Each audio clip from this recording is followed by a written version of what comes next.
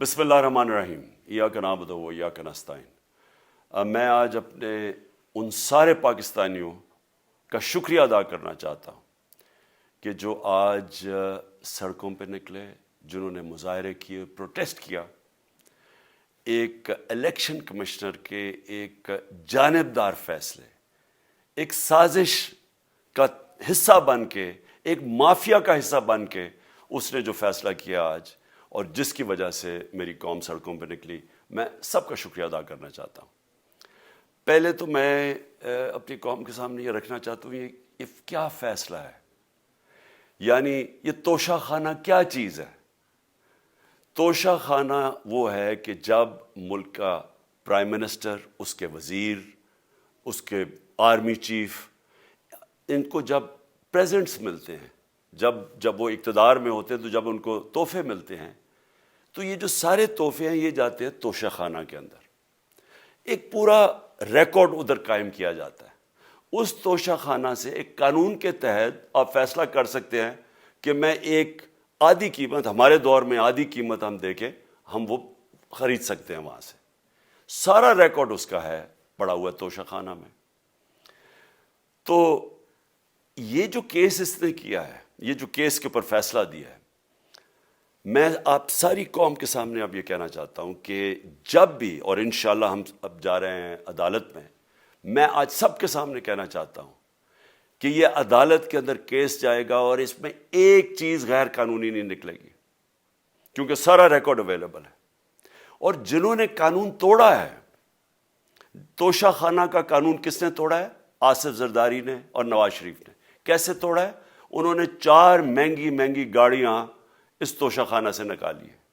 قانون یہ کہتا ہے کہ آپ گاڑیاں نہیں نکال سکتے، مجھے بھی ملی تھی۔ تو ان کے کیس تو سنے نہیں، ان کے 10 سال سے کیس پڑے ہوئے ہیں جو انہوں نے یہ گاڑیاں غیر قانونی طور پہ نکالی تھی۔ اور وہ جو کہ سارے میرے وکیل نے آج قوم کے سامنے بتایا کہ سارا ریکارڈ اویلیبل ہے، اس کے اوپر اس نے یہ فیصلہ کیا۔ تو پہلے تو ہم جائیں گے انشاءاللہ عدالت میں، لیکن میں اس الیکشن کمیشنر کے اوپر اپنی قوم کے سامنے اس کا ذرا اصلیت رکھنا چاہتا ہوں۔ یہ وہ آدمی ہے جو پچھلے 2.5 سال سے ہمارے خلاف فیصلے دے رہا ہے۔ 8 یا 9 دفعہ اس نے ہمارے خلاف فیصلہ دیا، ہم عدالت میں گئے اور عدالت نے اس کے فیصلے اوور ٹرن کر کے ہمارے حق میں فیصلے دیے، کیونکہ اس کے جو فیصلے تھے وہ غیر جانبدار نہیں تھے۔ ہم ای وی ایم مشینز کے اوپر کوشش کرتے رہے کہ اس ملک میں صاف اور شفاف الیکشن ہو، 2 سال کوشش کرتے رہے۔ اس الیکشن کمیشن نے پیپلز پارٹی اور نون لیگ کے ساتھ مل کے وہ نہیں ہونے دیا۔ ہم نے عدالت میں گئے کہ جو سینٹ کے اندر پیسہ چلتا ہے، سینٹ کے الیکشنز کے اندر، کہ وہ ووٹ ویریفائبل ہونی چاہیے، یعنی لوگوں کو پتہ ہونا چاہیے کہ آپ کے ایم پی کدھر ووٹ ڈال رہے ہیں۔ ہم سپریم کورٹ میں گئے، سپریم کورٹ میں اجازت دے دی کہ ووٹ ویریفائبل ہونی چاہیے، اس نے روک دی۔ اس کے بعد یوسف رضا گیلانی کا بیٹا پیسے دیتے ہوئے پکڑا گیا ووٹ خریدتے ہوئے، اس نے کوئی ایکشن نہیں لیا۔ یہ اس نے جب ہمارا یہ ابھی جو آڈیو لیکس ہوئی ہے، اس کے اندر کیا چیز آئی ہے سامنے؟ آڈیو لیکس میں یہ سامنے آئی کہ نون لیگ کے ساتھ بیٹھ کے یہ فیصلے کر رہا تھا کہ کون سے حلقے ہمارے کمزور ہیں اور کدھر پی ڈی ایم کی ووٹ جو تھی ہمارے حلقوں سے دگنی تھی۔ اس نے ان کے ساتھ بیٹھ کے فیصلے کیے۔ یہ جو ابھی حال ہی میں الیکشن ہوئے ہیں، اسی الیکشن کمیشن نے، اس نے پہلے بھی جب پنجاب کے بائی الیکشن ہوئے تب بھی پوری الیکشن کمیشن کی مشینری نے ان کی مدد کی، اور اس کے گورنمنٹ بھی پنجاب میں انہی کی تھی، گورنمنٹ کی مشینری نے بھی پوری مدد کی۔ اس کے باوجود دونوں دفعہ یہ الیکشن ہار گئے، اور الیکشن اس لیے ہارے کہ پاکستان کی قوم ان کو ریجیکٹ کر بیٹھی ہے، اور اللہ کا شکر ادا کرتا ہوں ہمارے ساتھ کھڑی ہے۔ جب ہماری گورنمنٹ گئی تب سے یہ مافیا کوشش کر رہا ہے کہ تحریک انصاف کو ختم کرنے کی۔ پہلے تو انہوں نے گورنمنٹ گرائی بیرونی سازش، پھر انہوں نے کروڑ روپیہ خرچ کیا، 20 یا 25 کروڑ روپے کی ووٹیں خریدی، لوگوں کو لوٹا بنایا، ہماری گورنمنٹ گرائی۔ اس کے بعد جب ہم نے مظاہرہ کیا، پرامن مظاہرہ، آئین اور قانون میں رہتے ہوئے، ہمیں آئین اجازت دیتا ہے پرامن احتجاج کرنے کی، ہم نے پرامن احتجاج کرنا تھا۔ انہوں نے جس طرح ایک بیرونی جو آج بھی وہ سائفر اویلیبل ہے جس میں واضح ہے کہ ان کو باہر سے مل کے انہوں نے ایک گورنمنٹ گرائی تھی. سب کو پتہ ہے سندھ ہاؤس میں 20-25 کروڑ روپیہ چلا اور گورنمنٹ انہوں نے گرائی. اس کے اوپر مظاہرہ ہم نے کیا 25 مئی کو. انہوں نے جس طرح کا ظلم و تشدد کیا ہمارے اوپر پاکستان کی تاریخ میں ایسے کبھی نہیں ہوا. عورتوں بچوں کے اوپر دیکھ رہے ہیں فیملیز, انہوں نے شیلنگ کی, گھروں میں گھس گئے رات میں, جو پنجاب پولیس کو انہوں نے استعمال کیا, اور انہوں نے سمجھا کہ پارٹی کراش ہو جائے گی. پھر بھی نہیں ہوئی. پنجاب کے بائی الیکشن ہار گئے. پھر انہوں نے میرے اوپر کیسز کرنے شروع کر دیے. کبھی عدالت میں ایک کیس ہوتا ہے, کوئی 24 FIR ہے میرے اوپر. دہشت گردی کا میرے پہ کیس کر دیا. کیا کیس تھا؟ ساری دنیا میں رپورٹ ہوا وہ کیس. کیس کیا ہے کہ عمران خان کہہ رہا ہے کہ ریمانڈ پہ بھیجنے کے لیے ایک جس کے اوپر تشدد ہوا ہے, کسٹوڈیل ٹارچر ہوئی ہے شہباز گل کو, کہ ہم قانونی کارروائی کریں گے. اس کے اوپر دہشت گردی کا کیس کر دیا. تو پوری کوشش کرتے رہے نہ کسی طرح اس کو, کیونکہ میچ میں تو آپ کھیل نہیں سکتے تھے, تو عمران خان کو میچ سے نکال دو باہر. یہ شروع سے ان کی کوشش تھی. پتہ ان کو چل گیا کہ عوام آ گئی ہے کھڑی ہو ہمارے ساتھ. بڑے میں جلسے ہوئے ہیں, کبھی اتنے بڑے جلسے ہوئے ہی نہیں پاکستان میں. اور پھر یہ جو ابھی جو الیکشن ہوا ہے اس کے اندر پوری پلاننگ کرتے ایک کینڈیڈیٹ کھڑا کر کے پھر بھی ہار گئے. تو یہ مجھے پہلے ہی پتا تھا کہ انہوں نے اس کا رزلٹ کیا آنا ہے. میری ساری پارٹی کو پتا ہے, میں نے ان کو واٹس ایپ کیا, اپنے سارے لوگوں کو بتایا. مجھے کل رات میں نے سب کو بتا دیا کہ اس نے ڈسکوالیفائی کرنا ہے, کیونکہ یہ اس سازش کا حصہ ہے, یہ مافیا کا حصہ ہے. اور مافیا کیا کوشش کر رہی ہے یہ ذرا ساری قوم سن لو.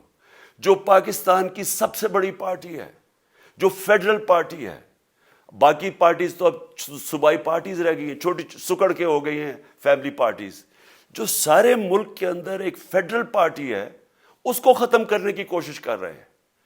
اور یہ میں پھر سے اس ملک کی تکلیف دے جو ہمارا تاریخ کا حصہ تھا, جب ایسٹ پاکستان ہمارے سے علیحدہ ہوا, کیا ہوا تھا؟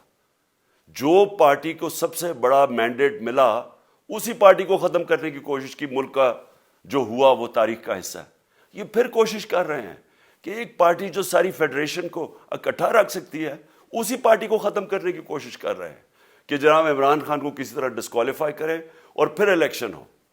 اور پھر مجھے اور نواز شریف کو ایک ہی طرح دکھایا جا رہا ہے کہ اچھا جی عمران خان بھی ڈسکوالیفائی ہو گیا تو نواز شریف بھی ہو گیا. نواز شریف اس ملک کا بڑا مجرم ہے. 30 سال سے چوری کر رہا ہے اس ملک کا پیسہ باہر. بڑے بڑے محلات ہیں اس کے اور اس کے بچوں کے باہر. ایک رسید نہیں دکھا سکتا کہ پیسہ کدھر سے آیا. میں نے کرکٹ کھیلتا تھا تو میں نے ایک فلیٹ خریدا. میں تو پبلک آفس ہولڈر بھی نہیں تھا. 34-35 سال پہلے میں نے فلیٹ خریدا جب کرکٹ کھیلتا تھا.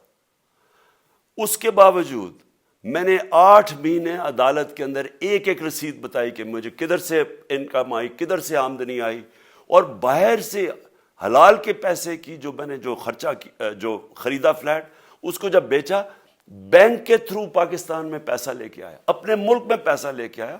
اس کی بھی منی ٹریل تھی.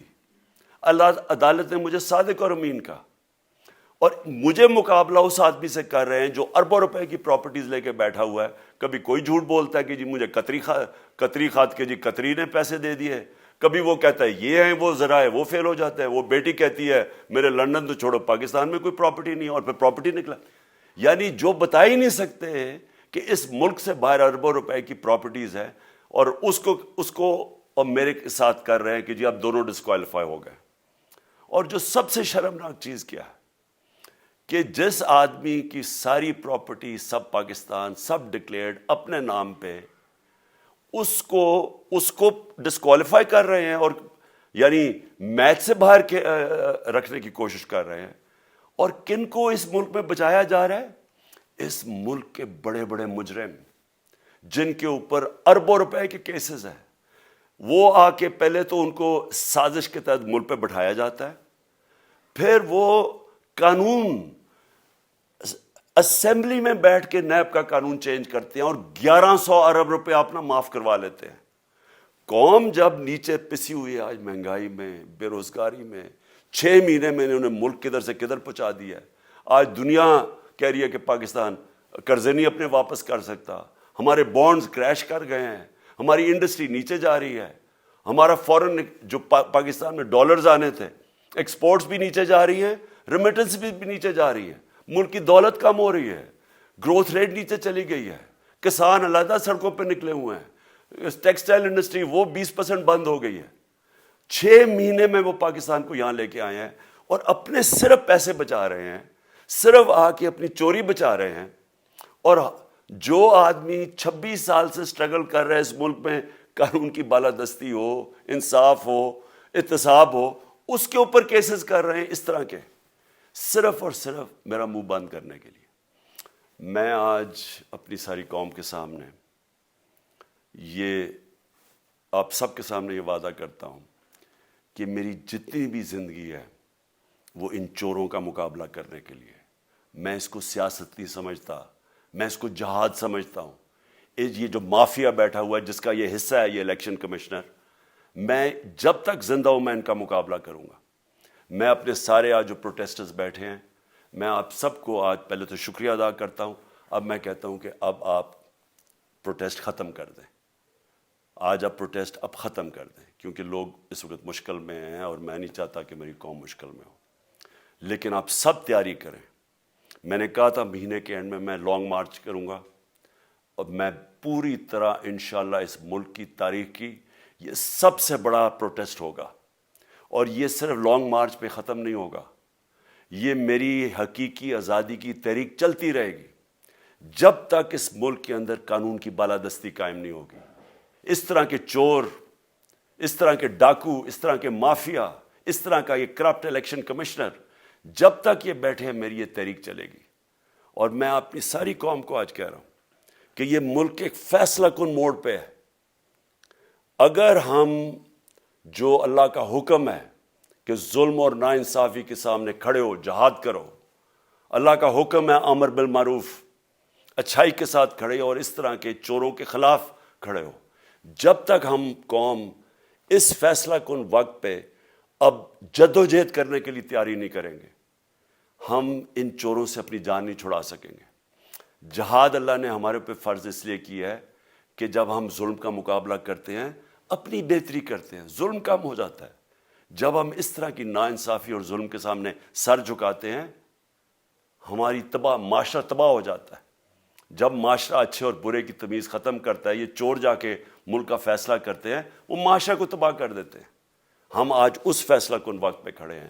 میں آپ کو کال دوں گا, پھر سے میں آپ کو کہوں, اور انشاءاللہ اس ملک کی تاریخ کی یہ سب سے بڑا مظاہرہ ہوگا, یہ سب سے بڑی پروٹیسٹ موومنٹ ہوگی, اور یہ رکے گی نہیں. اب یہ جب تک ہم اس ملک کو حقیقی طور پہ آزاد نہیں کرتے, یہ میری پروٹیسٹ موومنٹ اب چلتی رہے گی. پاکستان زندہ باد.